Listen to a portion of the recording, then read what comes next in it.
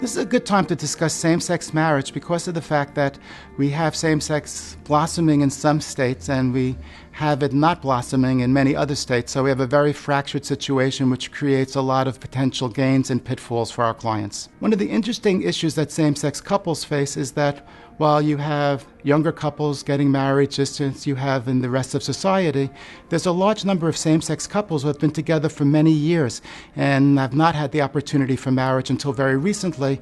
So they have higher income issues with higher tax problems, and they also have accumulated a great deal of assets in many cases.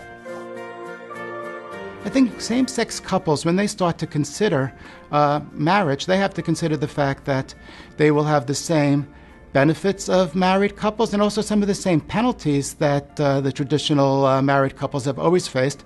And they also have to consider the fact that the entire country does not recognize the marriage for them, so they have to be prepared for some of the problems they may face if they relocate down the road. One other issue that really impacts same-sex couples is that they may have multiple investments. A very typical Berdon client might have real estate investments around the country.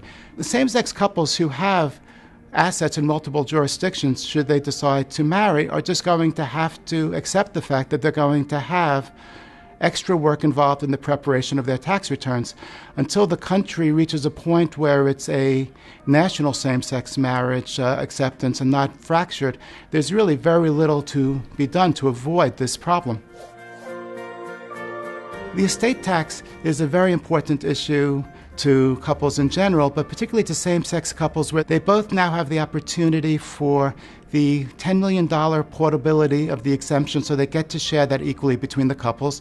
And they also have the ability to defer the paying of the estate tax until the second one dies, which creates a much longer time frame potentially to continue to grow their wealth. In the cases of retirement, same-sex couples need to be very cognizant of the fact that if they retire to a state which does not recognize same-sex marriage, while they will still enjoy all of the same federal benefits and file a federal joint return, they will have to file completely different state returns. So it does raise a lot of issues they should be concerned with. If you're a same-sex couple and have experienced some of these issues and you've not come up with a solution, please give us a call.